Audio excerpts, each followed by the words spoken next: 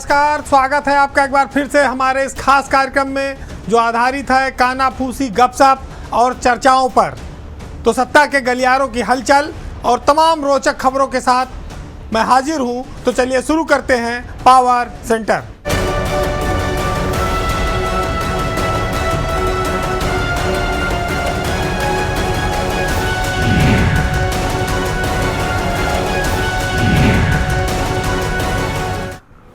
एक बार जब आप पर बदनामी का दाग लग गया तो वो दाग आसानी से छूटता नहीं है, और मामला जब चर्चित आईएएस अफसरों का है तो फिर तो सबकी निगाह उस ओर रहती है। पिछले दिनों उत्तर प्रदेश में राजधानी में ईडी ने बहुत तगड़ी छापेमारी कर दी है। इस छापेमारी में आप जानते हैं कि भ्रष्टाचार के आरोप में निलंबित चल रहे आईएएस अफसर अभिषेक प्रकाश के जो खास थे, जो उनके बिचौलिए थे, उनके साथ साथ एक होटल व्यापारी पर भी छापा पड़ा है।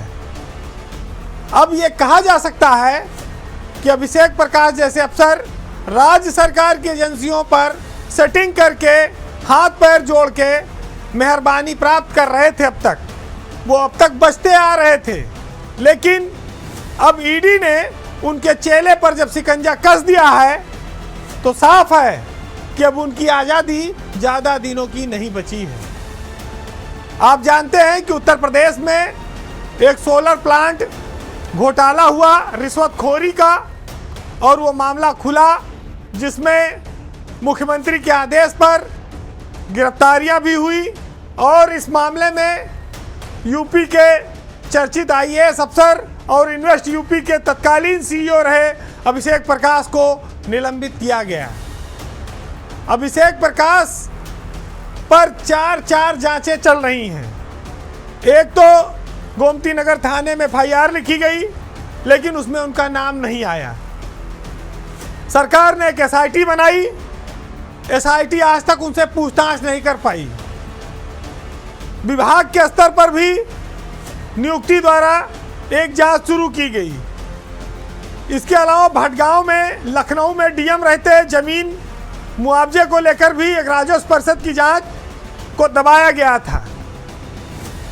विजिलेंस ने आज तक अभिषेक प्रकाश के मामले में एक कदम नहीं बढ़ाया, लेकिन अचानक से अब इसमें ईडी की एंट्री हो गई है। ईडी भारत सरकार की संस्था है, और उसने लखनऊ में जो छापेमारी की है वो अभिषेक प्रकाश के मामले में निकांत जैन, जिसको बिचौलिया माना गया, जो जेल गया, उसके घर पर छापेमारी हुई, उसके ठिकानों पर हुई, और साथ साथ लखनऊ के एक चर्चित व्यवसायी हैं राजेंद्र सिंह बग्गा, जिनका आईटी के पास रेगनेंट होटल है, उस पर भी छापेमारी की गई है ईडी के द्वारा इसी रेगनेंट होटल पर। तो ये मामला अब और फैल रहा है, बढ़ रहा है कि अभिषेक प्रकाश जिसके साथ थे उसके साथ उनका क्या कारोबार था, और उस आदमी ने और किससे किससे लेन देन और कारोबार कर रखा था। ये सब चीज़ें भी अब ईडी खंगालेगी। वैसे सोचने वाली बात यह है कि निकांत जैन कोई 4-6 हज़ार करोड़ का घोटालेबाज आदमी नहीं है कि उसके मामले में ईडी आवे। ये तो राज्य सरकार की संस्थाएं पर्याप्त थी, लेकिन ऐसा लगता है कि जब राज्य सरकार की संस्थाओं की सुस्ती देखी गई तब केंद्र ने एजेंसियों को एक्टिव किया, और उसमें ईडी ने अब हस्तक्षेप करके पहले मामले में ये छापेमारी की है। तो निकांत जैन पर छापा पड़ रहा है, और जो उनके अब्बा हैं उन पर आज तक न छापा पड़ा, न मुकदमा लिखा गया, न कोई कार्रवाई हुई। तो समस्या इस बात की है कि भाई शेर से जीत न पाओ और चूहे का कान न मेठो, तो ये कितने दिन तक चलेगा। तो फिलहाल ये है कि अब जब केंद्रीय एजेंसी आई तो उम्मीद करें कि अब चीज़ें ज़्यादा साफ होंगी। जब ये आरोपी रिमांड पे लिए जाएंगे तो वो वहाँ पर जो नाम लेंगे उसमें फिर अब पुराने डीएम साहब का बचना मुश्किल है। वैसे भी निकांत जैन के मामले में तो 21 करोड़ रुपए की घूस ली गई थी, उसके पहले कितनी घूस ली गई हो और कितनी घूस का आगे आश्वासन रहा हो, ये भी अभी सब खुलकर नहीं आया है। लेकिन हद है कि राज्य सरकार की संस्थाओं ने, एसआईटी ने अभियोजन स्वीकृत के नाम पर इस पूरे मामले पर मिट्टी डाल दी। अगर यूपी में एजेंसियों ने काम किया होता तो ईडी को यहाँ पर छापा मारने की जरूरत ना पड़ती।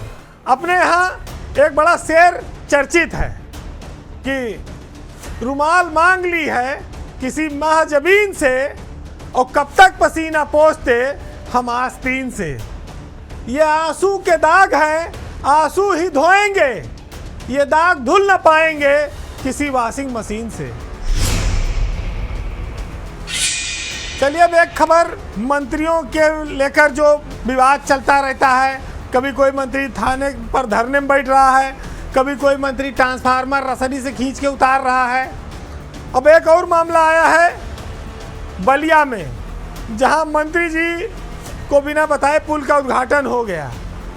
तो यूपी के सरकार में जो मंत्रियों का हाल है वो दिनों दिन दयनीय होता जा रहा है और इसी की खींच वो आए दिन प्रशासन के छोटे मोटे अफसरों पर निकालते रहते हैं, क्योंकि वो ज़्यादा कुछ उनका सीधे बिगाड़ नहीं सकते। तो जब सार्वजनिक हो जाता है कोई बयान तो सुर्खियां बन जाता है। मामला दयाशंकर सिंह बनाम उमा शंकर हो गया है। बलिया में दयाशंकर सिंह विधायक हैं, उत्तर प्रदेश के परिवहन मंत्री हैं और एक पुल के उद्घाटन पर उन्होंने खुलेआम नाराजगी जताई कि भाई जनप्रतिनिधियों को बता देते ये पुल का उद्घाटन किया कि खाली विधायक जी के ही कहने पर होगा। अब विधायक भी देखिए, उमा शंकर विपक्ष के विधायक हैं। आज उत्तर प्रदेश में उमा शंकर सिंह को लोग पीडब्ल्यूडी किंग के रूप में जानते हैं। वो कई हजार करोड़ की कंपनियां हैं जिसके वो संरक्षक हैं, जिसके पहले वो मालिक भी हुआ करते थे। छात्र शक्ति कंस्ट्रक्शन, इस दौरान पीडब्ल्यूडी में कोई डायरेक्ट मिनिस्टर नहीं है, यहाँ पर मुख्यमंत्री के पास ये विभाग अपने आप अटैच है। और उमा शंकर बहुत प्रभावशाली व्यक्ति माने जाते हैं ठेके पट्टे के मामले में, और आज तो फिर भाजपा सरकार में उमा शंकर जिस ठेके पे हाथ रखते हैं वो उनका होता है। अब वहीं से बलिया से परिवहन मंत्री भी आते हैं। उमा शंकर ये बात कह चुके हैं कि बलिया के विकास की तमाम योजनाओं को तत्कालीन पीडब्ल्यूडी मंत्री जितिन प्रसाद से रुकवा देते थे दयाशंकर। मीडिया में ये लड़ाई एक सुर्खियां बनी हुई है, क्योंकि ये मामला था बलिया शहर में कटहर नाले पर एक पुल बना था जिसको बिना मंत्री नगर पालिका अध्यक्ष इन लोगों को बताए खोल दिया गया, और ऐसा एहसास दिलाया गया कि ये मामला उमा शंकर सिंह के कहने पे हुआ, जिसके बाद मंत्री नाराज होकर रात में ही पुल पे पहुंच गए और वहां पर उन्होंने अफसरों को काफ़ी खरी खोटी सुनाई कि भाई पुल का अगर चलुए करना था तो उद्घाटन करा लेते, कि खाली उन्हीं के कहने सब करोगे और तुम लोगों का दिमाग खराब हो गया है। अब उमा शंकर सिंह रसड़ा से विधायक हैं बलिया के और दयाशंकर शहर से। अब दोनों के नाम में शंकर लगा है, और कभी इस शंकर के पास ताकत ज़्यादा हो जाती, कभी उस शंकर के पास ताकत ज़्यादा हो जाती। जिसके पास ताकत ज़्यादा हुई वो परलय ला देता है, उस परलय की चपेट में दूसरे लोग आ जाते हैं। तो फिलहाल मंत्री जी मन ममोज कर रह गए, क्योंकि बलिया जिले में अभी भी सड़क और पुल के मामले में उमा शंकर सिंह का वर्चस्व है। लोग यहाँ तक कहते हैं कि पीडब्ल्यूडी तो उन्हीं के इशारे पर चलता है, लेकिन उन्होंने मंत्री को जवाब दिया और कहा कि अगर हम मुंह खोलेंगे तो मंत्री जी नंगे हो जाएंगे।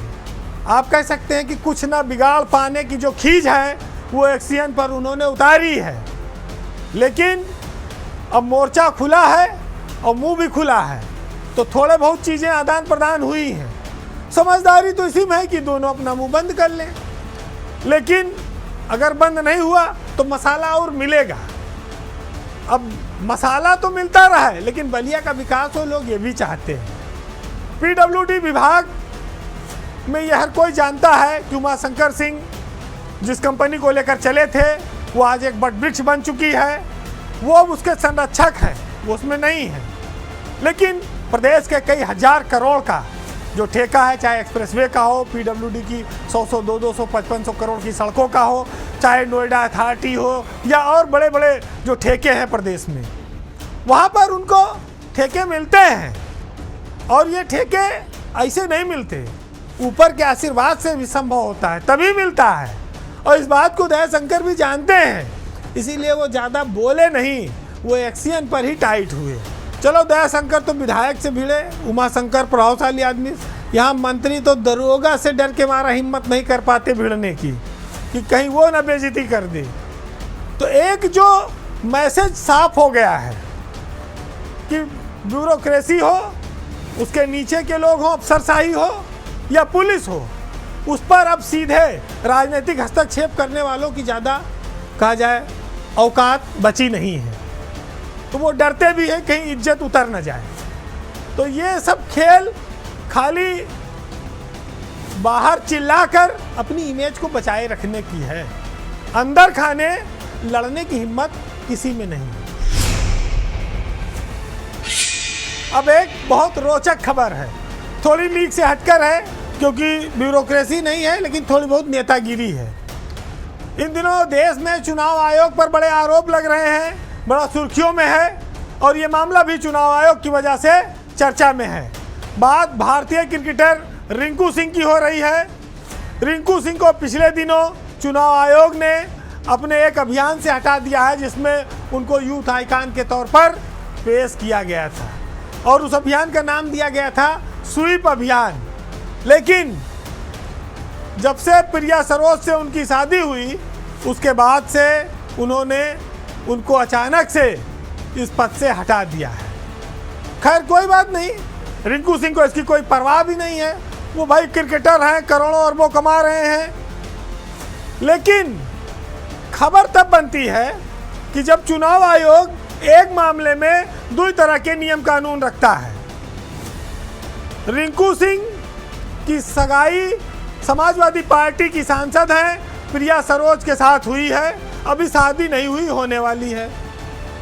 चुनाव आयोग ने कहा कि भाई एक राजनीतिक दल से वो व्यक्ति जुड़ गए हैं और ऐसे में चुनाव में पक्षपात का आरोप लग सकता है, किसी खिलाड़ी को, किसी प्रमुख हस्ती को। ऐसे में चुनाव आयोग जो निष्पक्ष संस्था है उससे जुड़े रहना ठीक नहीं होगा, एकदम जायज़ बात है। लेकिन यही मामला जया बच्चन और अमिताभ बच्चन के मामले में लागू नहीं होता। वहाँ पर चुनाव आयोग इन नियम कानूनों को भूल जाता है, वहाँ पर केंद्र सरकार भी इन सब चीज़ों को भूल जाती है, और अमिताभ बच्चन को बहुत सारे आयोग के अभियानों से भी जुड़ने का मौका मिलता है, और केंद्र सरकार की योजनाओं का भी वो प्रचार प्रसार करते हैं।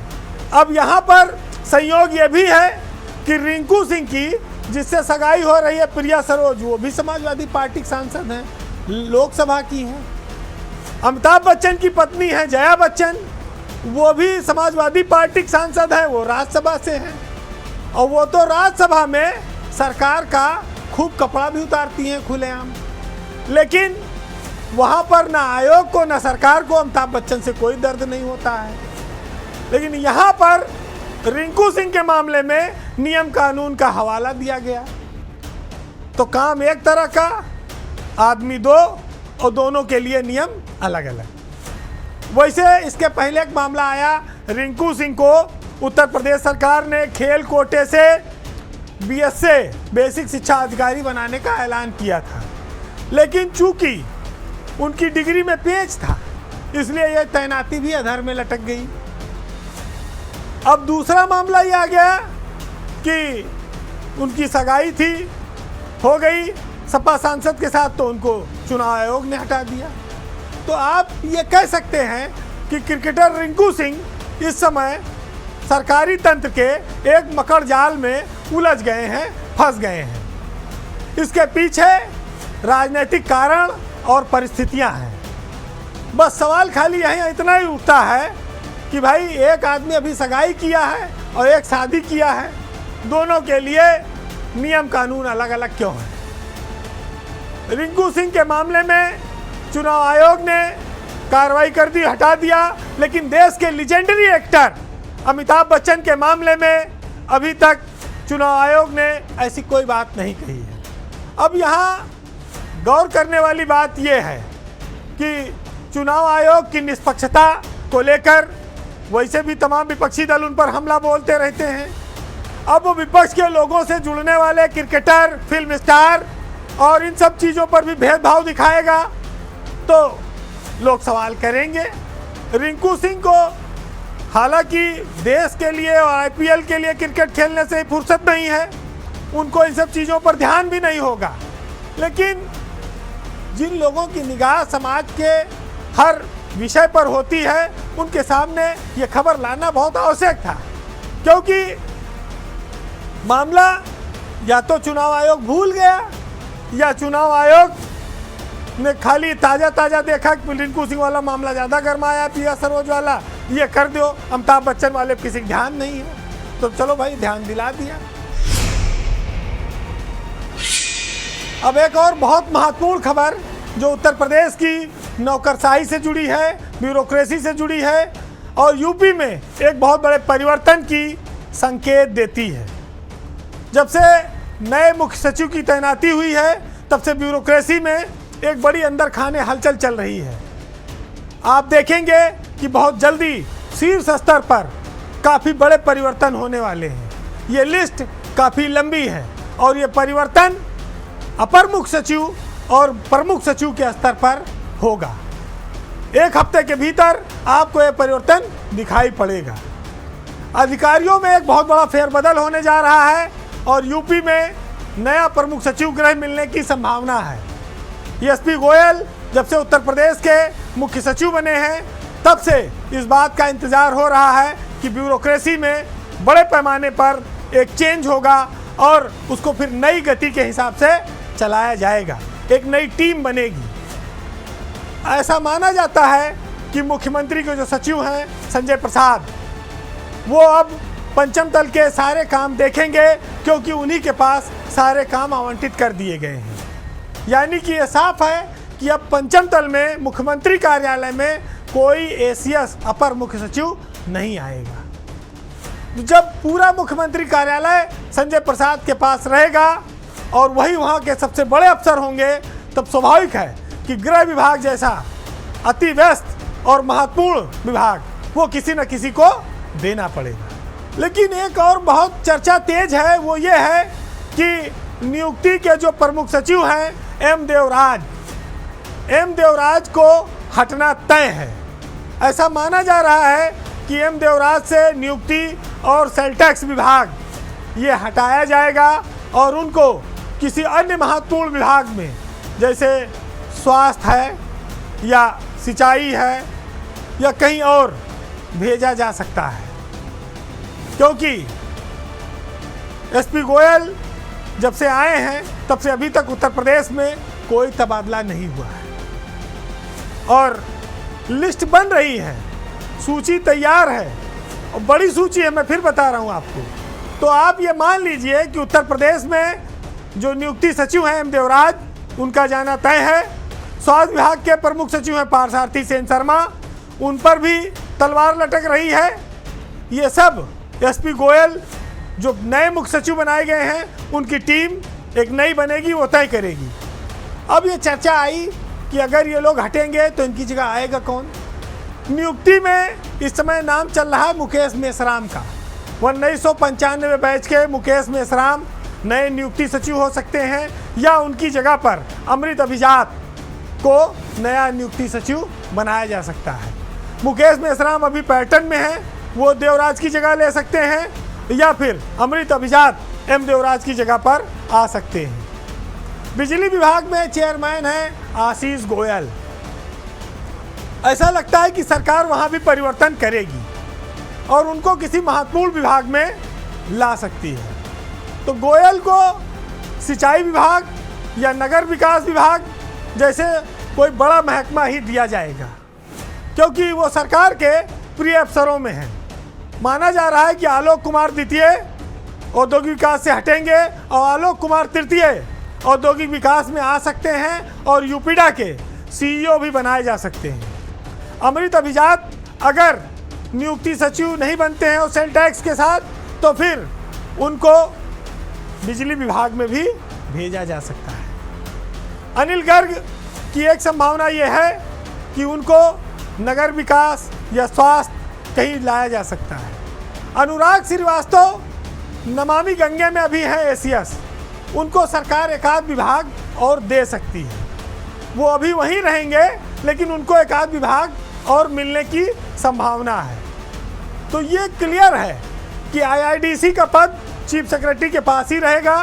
प्रमुख सचिव बदलेंगे, यूपीडा का सीईओ भी बदलेगा। अब बात आती है दीपक कुमार की। दीपक कुमार को सरकार आईआईडीसी का पद देने पर विचार कर रही है। वो चीफ सेक्रेटरी नहीं बन पाए, लेकिन वो एपीसी हैं। अगर उसके साथ आईआईडीसी का पद जुड़ गया तो दीपक कुमार का मामला ठीक हो जाएगा। नरेंद्र भूषण को भी कुछ अतिरिक्त विभाग देगी सरकार, क्योंकि उनका नाम पहले मुख्यमंत्री कार्यालय में पंचम तल में एसीएस के लिए चला था, तो वहाँ पर वो सेट नहीं हो पा रहा है। वहाँ पर अब संजय प्रसाद ही सबसे बड़े अफसर रहेंगे मुख्यमंत्री के कार्यालय में। संजय प्रसाद और गोयल दोनों में अच्छी दोस्ती भी है और ट्यूनिंग भी है। इस ट्यूनिंग की वजह से प्रथम तल और पंचम तल का तालमेल भी बढ़िया रहेगा, तो उसमें कोई नया आदमी अब घुसेड़ा नहीं जाएगा। तो ये सारी संभावनाएं हैं जो मैं आपको बता रहा हूँ। ये फेरबदल इसी सप्ताह होगा, ज़्यादा वक्त नहीं है। लेकिन नियुक्ति सचिव एम देवराज का हटना तय है, स्वास्थ्य सचिव पार्थसारथी सेन शर्मा का भी हटना तय है, गृह विभाग में किसी नए अफसर का आना तय है, औद्योगिक विकास के प्रमुख सचिव आलोक कुमार द्वितीय का भी जाना लगभग तय है। इतने सारे नाम मैंने आपको बता दिए हैं। आप इंतजार करिए, जब सूची आएगी तो इनसे सबसे मिलान करिएगा। तो फिलहाल आज के पावर सेंटर में इतना ही। चलते चलते मुनव्वर राना साहब के एक शेर के साथ आपको हमेशा की तरह फिर छोड़ जाएंगे। चूँकि मुनव्वर राना व्यक्ति के चरित्र पर, उसके जीवन की खुददारी पर, रिश्तों पर, माता पिता पर, गांव और गरीबी की सच्चाई को हमेशा से लिखते आए हैं। हम बचपन से लेकर आज तक उन चीज़ों को नहीं भूले हैं जो हमने गांव में रह के, माँ बाप के साथ रह के देखा और सीखा था। उनकी लाइनें सब इन्हीं चीज़ों को दर्शाती हैं। तो सुनिएगा कि नाकामियों के बाद भी हिम्मत वही रही और ऊपर का दूध पी के भी ताकत वही रही। मैं सर झुका के शहर में चलने लगा, मगर मेरे मुखालफिन में दहशत वही रही। और खाने की चीज़ें माँ ने जो भेजी थी गांव से, बासी भी हो गई तो लज्जत वही रही। नमस्कार।